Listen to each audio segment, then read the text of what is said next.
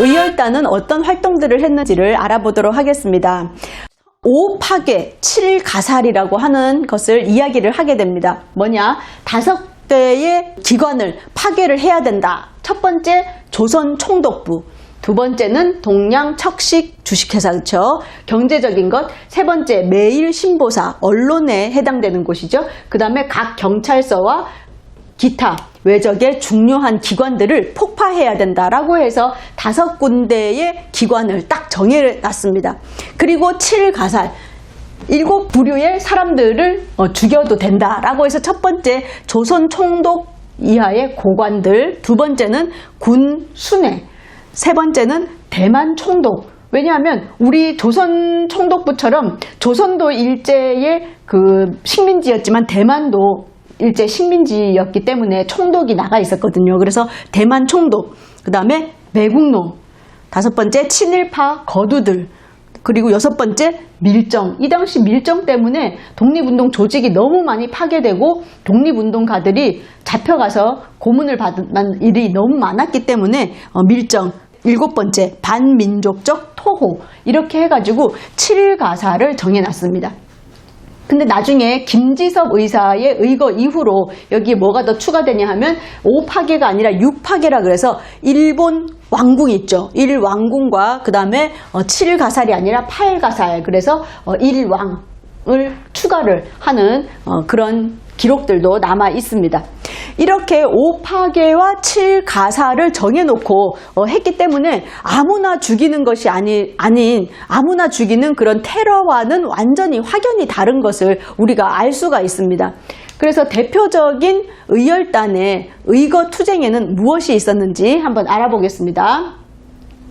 자, 의열단이 1919년 11월에 만들어졌잖아요. 11월에 만들어지자마자 그 다음 해인 1920년 3월에 밀양에 이 김원봉이라든지 윤세주, 의열단을 처음에 만들었던 사람들이 밀양 출신들이 많았다 그랬잖아요. 그래서 가까운 밀양 경찰서를 파괴를 하기 위해서 들어갑니다.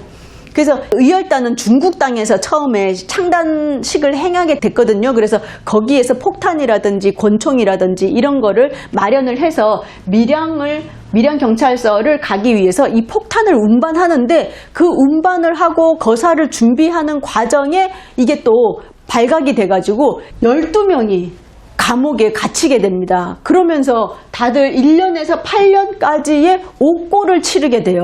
이래서 이때 그 아까 고모부였던 황상규 그분이 붙잡혀서 7년이나 감옥에서 옥고를 치르는 그런 일들이 있었습니다. 그래서 첫 번째 제대로 계획만 하고 그 실행하기 전에 이게 실패가 되면서 어려움이 봉착됐지만 여기에 굴하지 않고 바로 뭐를 했다? 박재혁 의사의 부산경찰서 폭파 의거가 성공을 하게 됩니다. 그것은 1920년 9월에 부산경찰서로 가게 되는데요.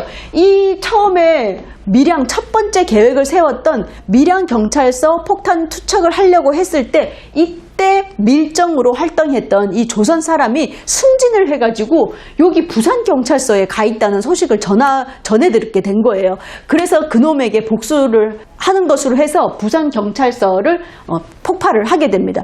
그런데 이 박재혁 의사는 원래 무역업을 하면서 외국에서 무역업에 종사하고 있었어요.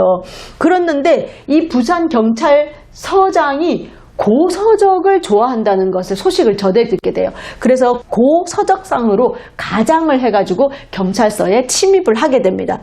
그래서 부산경찰서장인 하시모토 서장이 이때 박재혁 의사의 폭탄 투척으로 인해서 이제 사망을 하게 되는 거죠. 그래서 처단을 했는데 이 당시에 의열단들은 그냥 폭탄 던지고 이렇게 나오는 것이 아니라 폭탄을 던지면서 너의 죄가 무엇인지를 다 이야기해주고 그리고 또 그 의거의 정당성을 알리는 글을 써가지고 돌리는 이러한 일들을 동시에 하게 됩니다. 그래서 그러한 일들을 하다가 잡히게 되거든요. 그래서 잡혀서 감옥에서 모진 고문을 받게 됩니다. 어떻게 부산경찰서라고 하는 그 경찰서를 폭탄을 혼자서 와서 그걸 또 폭탄을 던질 생각을 하냐 해서 이 일본 사람들이 너무 놀란 거예요. 그러다 보니까 박재혁 의사는 감옥에서 내가 일제 너희들에게 죽음을 당하느니 내 목숨은 내 스스로 거두겠다라고 하면서 단식을 해서 감옥에서 돌아가시게 됩니다. 그때의 나이가 27 밖에 되지 않는 그 젊은 나이에 사망을 하시게 되고요. 9월 달에 이 폭탄 투척이 있었는데 12월 달에 바로 그 첫 번째 계획을 세웠던 그 밀양경찰서, 실패로 돌아갔던 그 밀양경찰서 폭탄 의거를 다시 계획을 해가지고 가게 됩니다. 이번엔 누구가? 최수봉 의사가 가시게 됩니다. 그래서 최수봉 의사가 가서 밀양경찰서에 폭탄을 투척을 하게 되는데요. 이 최수봉 선생님은 숭실학교를 졸업하셨어요. 그 평양에 있는 숭실학교는 그 당시에 명문 민족사학이잖아요. 그래서 여기를 졸업을 하시고 공무원이 되세요. 그래서 관료로 국가에서 일을 하는데 이게 뭐예요? 일제강점기 때 공무원을 한다는 것은 일본에 복무하는 것이 되잖아요. 그래서 거기를 그만두고 나와서 노동자로 여기저기 활동을 하시면서 계시다가 이 의열단에 가입을 하셔서 밀양경찰서 폭탄 투척 의거를 행하시고 이제 일제에 잡힐 것 같은 거예요. 그러니까 자결 시도를 하게 됩니다. 그런데 그 자결 시도가 성공을 하지 못해가지고 일제에 잡혀가지고 교수형을 당하시게 됩니다. 그래서 그때의 나이 또한 28살, 이런 꽃다운 나이에 그런 의거를 행하시게 되고요. 그 다음으로는 일제의 심장이라고 얘기할 수 있는 조선 총독부의 폭탄을 투척하는 이런 어마어마한 의거가 일어나게 됩니다. 그것이 바로 1921년 9월에 김익상 의사의 의거가 되겠습니다. 이 김익상 의사는 이때 심산 김창숙 선생의 소개를 받게 되면서 내가 의열투쟁을 하고 바로 이런 경찰서뿐만이 아니라 이제는 조선 총독부, 우리 조선을 지배한 그 일제가 와 있는 총독부에 내가 폭탄을 던져야 되겠다라고 해서 중국에서 폭탄과 권총을 품에 안고 이제 기차를 타고 국내로 잠입을 해 들어오는 거죠. 근데 잠입해 들어올 때 검문이 아주 심했어요. 왜냐하면 이 부산경찰서 폭탄 투척 의거, 밀양경찰서 투척 의거 이러면서 의열단의 존재가 알려지게 되면서 이 일본 사람들이 너무 깜짝 놀란 거죠. 그래서 그 검열을 아주 강화를 하고 있었기 때문에 기차 안에서 검열을 딱 하고 오는데 이때 김익상 의사는 일본어를 잘 했거든요. 그래가지고 그 일본의 그 와세다 대학생의 그 옷을 딱 입고 대학생복을 입고 변장을 해가지고 들어오고 있었는데 저기서 검문을 한 명씩 하는 거예요. 기차 안에서. 그래가지고 김익상 선생은 이제 폭탄이라든지 이런 권총이 품에 있었기 때문에 발각이 될 것을 두려워하게 됩니다. 그런데 마침 기차 옆에 보니까 일본 여인과 그 아기를 안고 있는 여인이 옆자리에 타고 있는 거예요. 그래서 이 옆에 이야기를 하면서 마치 부부인 것처럼 행세를 해가지고 그 검사하는 사람들을 따돌려서 유유히 여기 서울 경성역이죠. 서울까지 도착을 할 수 있었다고 합니다. 그렇게 해가지고 조선 총독부의 전기 수리공으로 가장을 해가지고 이제 올라가서 폭탄을 던지게 되죠. 그래서 폭탄이 터져서 그냥 난리가 났는데 그때 도망오면서 몫으로 다시 막 변장을 이제 하면서 빠져나오게 됩니다. 그러면서 오히려 일본 그 경찰들에게는 2층이 위험해요. 2층에 전기공이 가서 폭탄을 던졌어요. 그러면서 올라가지 마세요. 그러면서 유유히 거기를 빠져나오는 그러한 영화 같은 일이 일어나게 된 것이 바로 김익상 의사의 조선 총독부 투탄 의거가 되겠습니다.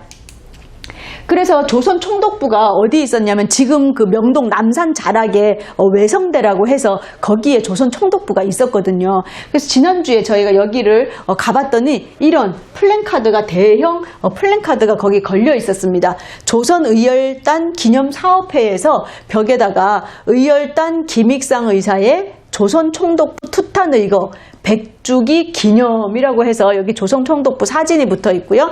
당신을 잊지 않겠습니다. 역사를 잊지 않겠습니다. 자주독립 대한민국을 이어가겠습니다. 라고 해서 이 김익상 의사의 사진과 함께 이렇게 붙어 있는 걸 보고 제가 사진을 찍어 왔습니다. 김익상 의사 아는 사람 많지 않아요. 그렇지만 이렇게 알리는 활동, 잊지 않고 기억하는 활동들이 여기저기에서 이렇게 일어나고 있다는 것은 다행이라는 생각이 들었습니다. 네, 이렇게 김익상 의사의 조선총독부 투탄의거는 어떤 의미가 있느냐 하면요, 식민 통치의 심장부인 조선총독부에 폭탄을 던지면서 1919년 이후로 이제 일제는 우리는 이제 문화 통치를 한다, 무단 통치 안 한다라고 하면서 사람들에게 무단 통치를 안 하고 문화 통치를 하면서 조선 사람들이 우리를 일제를 받아들이고 또 안정적으로 통치가 되고 있다라고 하는 선전을 하곤 했었거든요. 그런 선전이 허구라는 것이 밝혀지게 되는 아주 결정적인 사건이 되는 것입니다. 그러고 나서 이런 김익상 의거가 있었는데 이후에 1922년에 우리는 태평양 회의라고 해가지고 지난번에 임시정부 이야기할 때도 이야기했을 것입니다. 미국이 일본과 같이 이런 협력 회의를 하게 되는데 태평양 회의를 할 때 일본과 미국이 서로 사이가 안 좋기 때문에 일본의 세력을 미국이 견제해 줄 것이다 라는 희망을 그 당시에 외교론을 펼치던 사람들, 또 뭐 임시정부 사람들이라든지 이승만이라든지 이런 사람들이 기대를 하고 있었다 그랬잖아요. 그런데 회의 결과가 역으로 오히려 미국이 일제가 조선을 점령한 것을 오히려 인정을 해주고 힘을 더 실어주게 되면서 태평양 회의가 결렬이 되면서 많은 외교 독립운동을 부르짖던 사람들, 또 기대를 하고 있었던 독립운동가들이 아주 좌절하게 되는 그런 때가 있었습니다. 이렇게 좌절하면서 기운이 빠져 있을 때, 또 그 다음에 일본 육군대장 다나카 기이치라는 사람이 있었어요. 이 사람은 일제 군부 중에서도 아주 강경파, 무력으로 다른 나라를 더 많이 침략해야 된다라고 하는 강경파에 있는 이런 육군대장이 있었는데, 이 육군대장이 상해에 오는 그 일이 있게 됩니다. 그래서 그것을 기점으로 해서 의열단들은 이렇게 침체되어 있고 좌절하고 있는 이러한 상황에서 또다시 독립투쟁의 그 불꽃을 살려야 된다라고 해서 황포탄 의거를 기획을 하게 됩니다. 이 다나카 기이치는 또 어떤 사람이냐면 훈춘 사건 1920년대에 이제 청살리 보고동 전투를 승리로 이끌었지만 그때 훈춘 사건을 조작을 하면서 간도 참변을 일으켜가지고 그 만주 지역에 있던 독립운동가들의 어떤 기반이 되었던 한인촌들의 한인들 6,000명이라고 하죠. 기록에 의하면 그 사람들을 다 몰살을 했던 그 간도 참변을 총지휘했던 지휘관이 바로 다나카 기이치가 되겠습니다. 그래서 이러한 원흉이 되는 사람이 상해에 온다고 하니까 이 의열단들은 그때를 또 디데이로 잡는 거죠. 그래서 상해에 황포탄 그 부두에 이 다나카 기이치가 올 때를 대비해서 그 사람을 암살을 해야 된다라고 이제 하면서 서로 가겠다고 하는 거예요. 의열단 사람들이. 그래가지고 첫 번째 오성윤, 이 사람은 명사수였다고 합니다. 그래서 내가 총을 잘 쏘니까 이거를 성공하기 위해서는 내가 가야 된다. 또 김익상 선생님은 무슨 소리냐, 나는 조선총독부에 폭탄을 던진 사람이다. 그리고 폭탄을 던지고 잡히지 않고 유유히 빠져나와서 다시 중국으로 온 사람이니까 내가 가야 된다. 또 이 이종암이라는 사람은 내가 의열단에 가입한 이래로 아직까지 한 번도 이 의열투쟁을 일으키지 못했다. 다른 동지들이 의열을 투쟁하는 것을 난 보기만 했다. 이번엔 내가 좀 참석하게 해달라. 라고 서로 가겠다고 했던 사람들이에요. 그래서 이 세 명이 그러면 정비가 아주 삼엄하고 그 군부의 최대 실세이기 때문에 경비가 삼엄할 것이다. 그러면 셋 다 가는 걸로 하자. 그래서 첫 번째, 오성윤이 총을 탁 쏴요. 이 배에서 내려오는 이 기이치를 향해서 총을 쏘았는데, 이 오성윤은 명사수라 그랬잖아요. 딱 쏘았는데 하필 그때 바람이, 이제 이 부둣가에 바람이 막 붑니다. 그래서 같이 내릴 때 미국 신혼부부가 옆에서 내리고 있었는데, 이제 그 부인의 신부의 그 모자가 이렇게 날아가니까 모자를 잡느라고 갑자기 방향을 바꾸다 보니까 이 기이치 앞을 맞게 되면서 그 신부가 맞아서 총에 맞게 됩니다. 그래서 이 다나카 기이치는 이제 숨을 수 있게 되는 거죠. 그래서 막 이제 뛰어가는데 두 번째로 김익상 선생이 다시 머리를 향해서 총을 쏘았어요. 근데 머리를 맞은 줄 알았더니 모자만 맞고 이 사람은 숙이게 되는 거예요. 그래서 또 두 번째 김익상의 총도 피해가게 되는 거죠. 그래서 마지막에 그 차에 타고 도망가려고 할 때 이종암 선생이 폭탄을 던지는데 또 그 폭탄이 터지지가 않는 거예요. 그래서 다나카 기이치의 처단은 실패로 돌아가게 됩니다. 그러면서 이분들이 잡히게 돼요. 오성윤과 김익상은 잡히게 되거든요. 근데 이 오성윤은 감옥에 잡혔다가 탈주해요. 그래서 탈출을 해가지고 어디로 가냐? 독일로 가게 됩니다. 그래서 거기서 누굴 만나죠?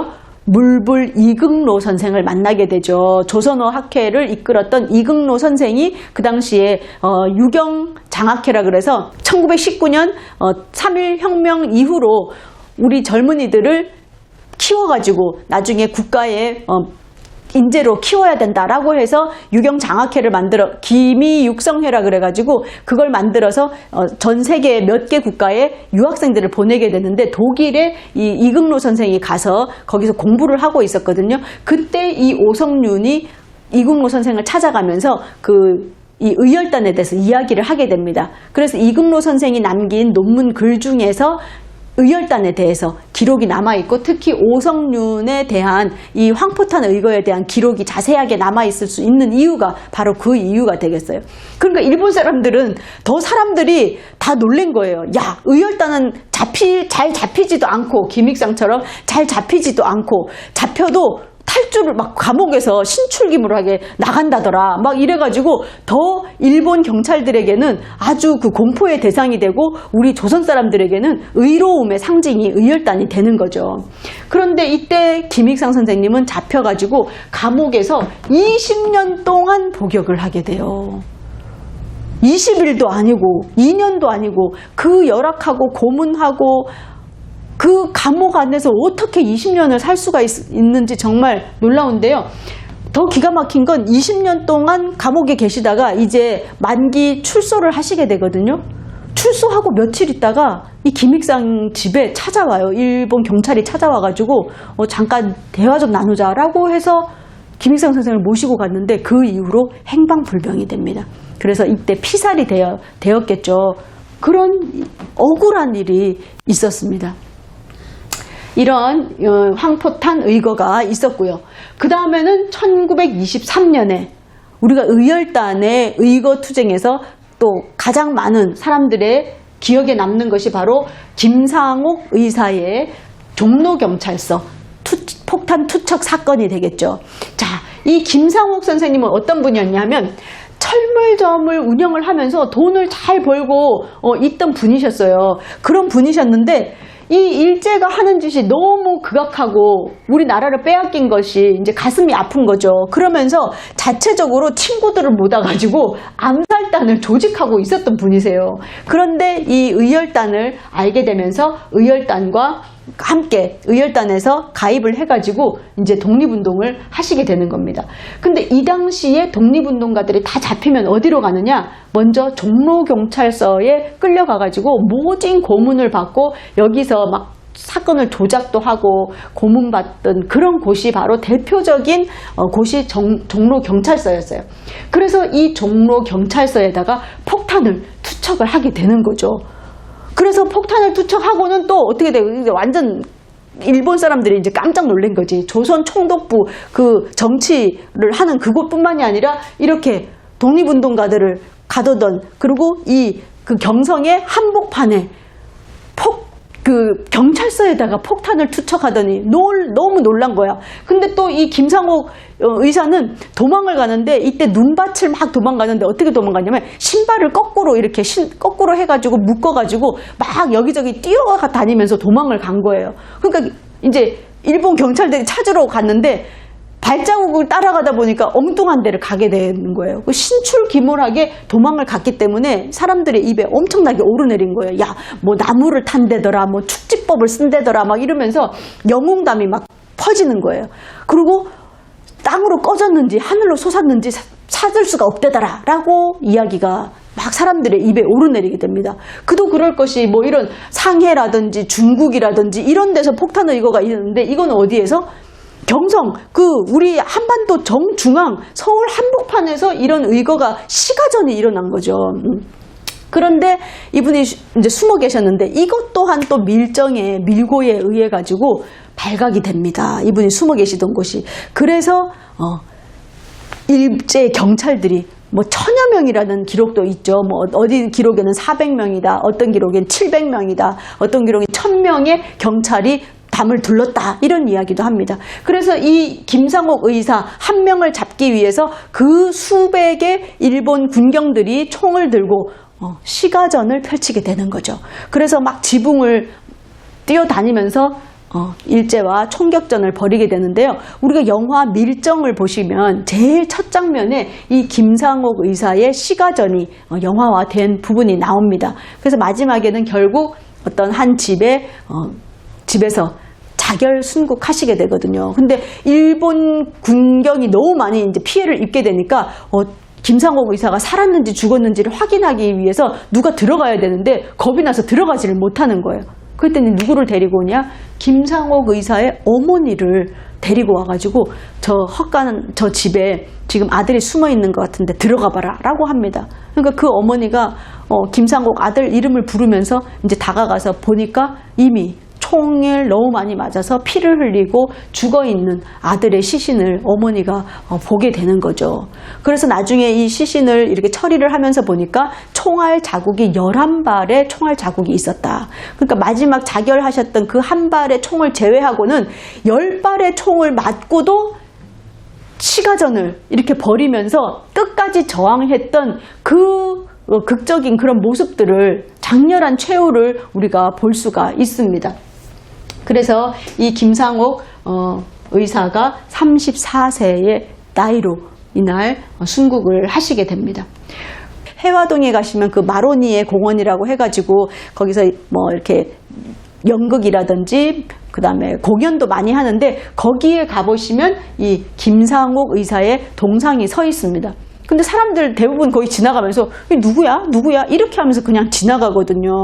우리 독립운동 사회에서 이렇게 장렬하고 이런 용감하고 그런 정말 영화의 한 장면 같은 그 일을 해내신 이 의열단원 김상옥 의사의 동상을 보면서도 우리가 누구지 하고 있는 이런 상황이 너무나 안타까운데, 여러분들도 대학로에 가시면 그런 지금 자유롭고 그런 행복한 이런 그 속에서도 이런 분들의 희생 덕분에 우리가 이렇게 잘 살고 있다는 것을 좀 꼭 기억하는 그런 시간들이 되었으면 좋겠습니다. 그러고는 이제 김지섭 의사의 의거가 또 아주 중요한 어떤 의거가 되겠는데요. 왜 중요한 의거냐? 이 앞에까지는 그 조선 총독부라 조선에 있는 것이라든지 중국에서 일제의 그 군인들을 대상으로 한 의거였잖아요. 이거는 뭐냐 하면 일본의 중심 동경에, 그것도 누구? 일왕이 사는 곳에다가 폭탄을 던진 분이 바로 이 김지섭 의사가 되겠습니다. 그때만 해도 감히 일본에 가서, 일본 동경에 가서 일본의 왕을 죽일 거라고는 생각을 못했는데 그 일을 처음 행하시면서 사람들의 인식의 전환을 주게 된 때가 바로 이 의거라고 할 수가 있겠습니다. 그리고 일본 사람들에게도 깜짝 놀란 거예요. 왜냐하면 그 당시에 일본 사람들은 일본의 왕을 천왕이라고 부르던 거예요. 그러면서 현재의 신이다 라고 해서 사람이 아닌 신격으로 두었는데 그 신격인 사람을 죽이겠다고 조선에서 사람이 혼자 와가지고 폭탄을 던져서 죽이려고 했다는 거잖아요. 거기에 일본 사람들도 아주 충격을 받는 사건이 바로 김지섭 의사의 폭탄 투척 의거가 되겠습니다. 그래서 이 당시에는 1924년 1월에 이 의거가 있었는데요. 1년 전인 1923년에 무슨 일이 있었냐? 바로 관동 대지진이라고 하는 일본의 큰 지진이 일어나게 되죠. 그런데 그 지진이 일어나면서 민심이 이제 동요를 하고 일본 사람들이 너무 삶이 피폐해지고 어려움에 처하니까 일본에서 뭐라고 얘기했냐? 이것의 책임을 조선인에게 돌리게 됩니다. 그러면서 조선 사람들이 뭐 우물에다가 독약을 탔다는 둥 나쁜 이야기를 해서 일본인들이 지나가면서 조선 사람에게 발음이 어려운 발음을 해보라고 해서 발음을 못하면 너 조선 사람이지 라고 하면 그 자리에서 죽창이라든지 칼로 조선 사람들을 학살하는 수만 명의 조선 사람들이 이 당시에 학살당했다고 하죠. 그런 끔찍한 일을 겪고 있은 다음이었어요. 그러한 때에 이 도쿄에 가서 김지섭 의사는 원래 이제 의회에다가 폭탄을 던지려고 했는데 의회가 휴정이 되는 바람에 그 옆에 있던 도쿄의 일왕이 사는 곳으로 가서 거기에서 폭탄을 던지게 됩니다. 그런데 어이없는 일이 이 폭탄 3개를 던지거든요. 3개가 다 불발이 나버리는 거예요. 어떻게 하나도 아니고 그 3개가 다 불발이 나느냐 하고 봤더니 이 당시에는 벌써 이제 20년이 넘어가면서 독립운동이 1919년 3.1혁명 이후로 불붙었다가 이때는 많은 통제가 일제의 통제라든지 감시가 있었을 뿐더러 또 이제 독립 자금이 점점 없어지게 되고 이러면서 독립운동이 어려움을 겪고 있을 때였어요. 그러니까 돈이 없다 보니까 폭탄이 3년 전에 만들어 놓은 폭탄을 들고 간 거예요. 그러니까 그 심지가 이게 습기가 차가지고 이게 제대로 터지지가 않은 거예요. 그런데 미리 이걸 연습을 해볼 수도 없어. 그 당시는 그 하나하나 폭탄 하나 총알 한 발이 아쉬울 때였는데 어떻게 이거 폭탄을 연습을 해보겠어요. 그 연습할 폭탄도 없이 세상에 3년 전에 만들어 놓은 폭탄을 가지고 갔는데 하나도 안 터졌다니까요. 이렇게 어려움 속에서 하셨는데 이때 붙잡히셔가지고 무기징역을 선고받고 옥고를 치르시고 계시다가 옥 안에서 3년이 지나면서 얼마나 고문을 많이 사실은 받았겠어요. 그러다 보니까 이분이 44세에 감옥에서 옥살을 하시게 됩니다. 그래서 이 의열단 투쟁들 중에서 의열단들 중에서 가장 나이가 많으신 분으로 이 또 김지섭 의사는 기억이 되고 있습니다. 그래서 이 이후로는 사실은 너무 많은 그 이 의열단들이 피해가 많고 또 일제의 감시도 점점 심해지고 그리고 이제 조직적으로 독립운동을 해야 되겠다라고 해서 의열투쟁의 이제 방식이 조금씩 바뀌기 시작합니다. 그러면서 1925년 들어서는 이 의열단 활동이 줄어들게 돼요. 그런데 마지막 의열단의 거의 대미를 장식하는 투쟁이 바로 나석주 의사의 동양척식 주식회사 식산은행 폭탄 투척 의거가 되겠습니다. 이것은 1926년에 일어나게 되는데요. 이거는 그래서 의열단의 의거라고 보지 않는 사람도 일부에서 있어요. 왜냐하면 여기서는 심산 김창숙 선생의 소개로 이제 김구 선생님 하고 그 다음에 단재 신채호 선생이 폭탄을 전해주거든요. 그래서 이렇게 김창숙, 김구, 신채호와 같이 계획을 세워서 중국에서 군관학교에서 활동을 하고 있던 나석주 의사가 폭탄을 들고 들어오게 되죠. 그래서 명동, 지금의 그 명동에 가시면 하나은행이 있거든요. 그 하나은행 옆길에 보면 나석주 의사의 동상이 또 큰 동상이 서 있습니다. 그래서 거기가 바로 거기가 바로 동양척식 주식회사가 있던 자리거든요. 이 동양척식 주식회사는 조선의 그 경제를 수탈해가는 그런 기관이었어요. 그래서 대표적인 곳에 폭탄을 던지고 또 그 옆에 있는 식산은행에도 폭탄을 던지고 나석주 의사는 장렬하게 권총으로 자결을 하신 그 의거가 있었던 것이 바로 의열단의 이러한 많은 의열 투쟁들이 되겠습니다.